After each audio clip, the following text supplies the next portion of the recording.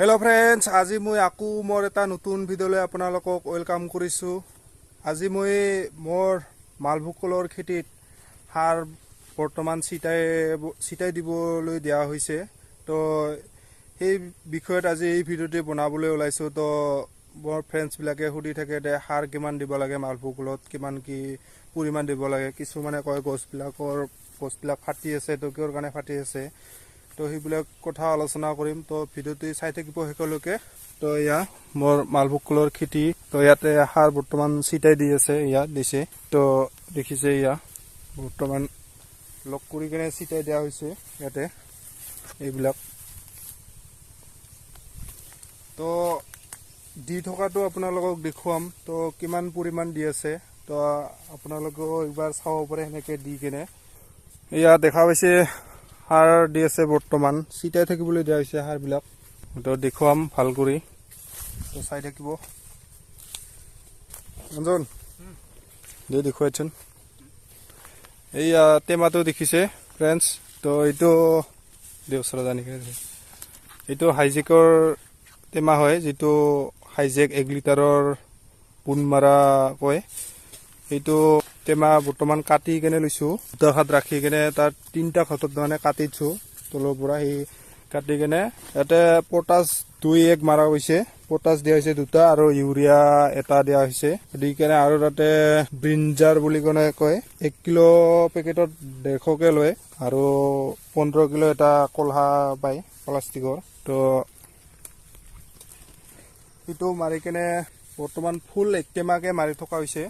ইয়া দেখা পাইছে মানে যেমান ইউৰিয়া মালভোগ কলত বেছিকে দিয়া হয় সিমান তাৰমানে কলবিলাক ফাটি যাব। ইয়াতে তাৰমানে পটাছটো বেছিকে মাৰিলেও কোনো কথা নাই।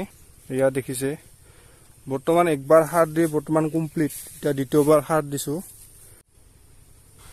তো দেখিছে, তো অলপ আগতে দেখালো কেনেকে সাৰ দিয়া হয়।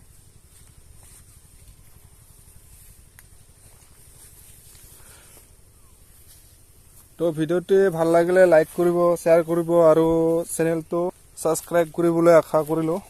তো এয়া সুন্দৰভাৱে সাৰ দি আছে।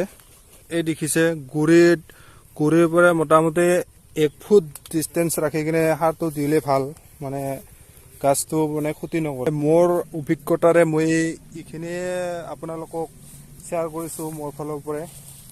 তো আৰু আছে বহুত জনা শুনা ব্যক্তি, তো সেইবিলাকৰো ভিডিঅ' চাব।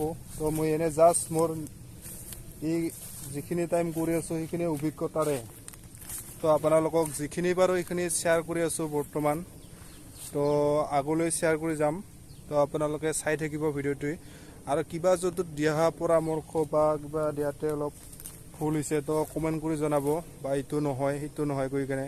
কোনো যাতে বেয়া ভাবি যাতে এই ভিডিঅ'টি যাতে নাচায়। মানে বেলেগ কৰিও দিব পাৰি, কিন্তু ইউৰিয়া আৰু পটাছটো মানে লগ কৰালে আৰু অসুবিধা নহয় আৰু সেইটো তাৰমানে সাৰটো বঢ়িয়া লগ কৰাব ভাল, লগ কৰাৰ সুবিধাও হয়।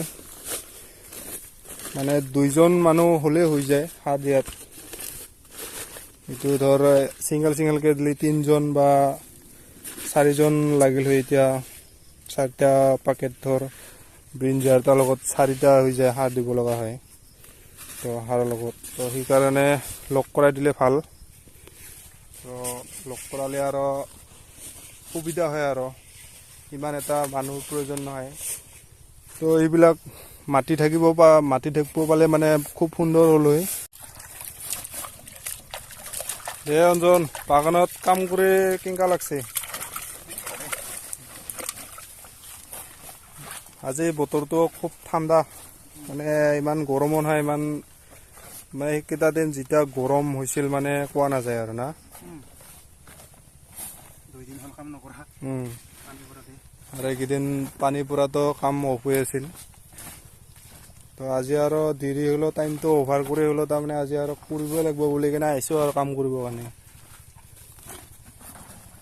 এইটো বেমাৰী পুলি, এইটো আৰু সাৰ দিও একো কাম নাই, কাৰণ আগতীয়াকৈ যিবোৰ ঔষধ মানে প্ৰয়োগ কৰি থাকিলে সেইবোৰ প্ৰয়োগ কৰিলে প্ৰায় 60-70% তাৰমানে বেমাৰৰ পৰা বচাই ৰাখিব পাৰি। কিন্তু আৰু মাদাত যিটো বেমাৰ থাকে সেইটো আৰু সিটো পুলি বাচি কেনে ৰোৱা নাযায়। সিটো পুলিযোৰ মাজতে বেমাৰটো থাকে, সেইটো আৰু কোনো ঔষধে তাৰমানে কোনো মেডিচিনে তাৰমানে কাম নিদিয়ে।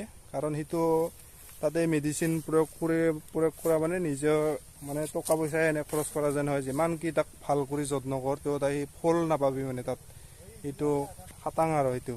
তাৰ কাৰণে সদায় পুলি বাচাতে বিৰাট ভালকৈ চাব লাগে। পুলিটো কাটি কিনে চালে ভাল অলপ, মানে যিটো হালধীয়া এটা ৰোগ যেন হয় সেইটো ৰোগ যাতে নাথাকে সেইটো চাব লাগে।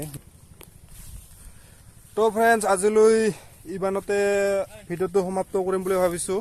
তো ভিডিঅ'টি ভাল লাগিলে লাইক কৰিব, কমেণ্ট কৰিব আৰু মোৰ চেনেলটো ছাবস্ক্ৰাইব কৰি দিব। বহুতে ভাল ভাল কমেণ্ট কৰি আছে, তো সেইকাৰণে আগলৈ যাতে এনেকুৱা কমেণ্ট কৰে, উৎসাহ কৰে। তো সেইকাৰণে আপোনালোকক মোৰ ফালৰ পৰা ধন্যবাদ কৰিছোঁ। তাকে কৈ আজি ভিডিঅ'টি ইমানতে সমাপ্ত কৰিলোঁ। Thank U.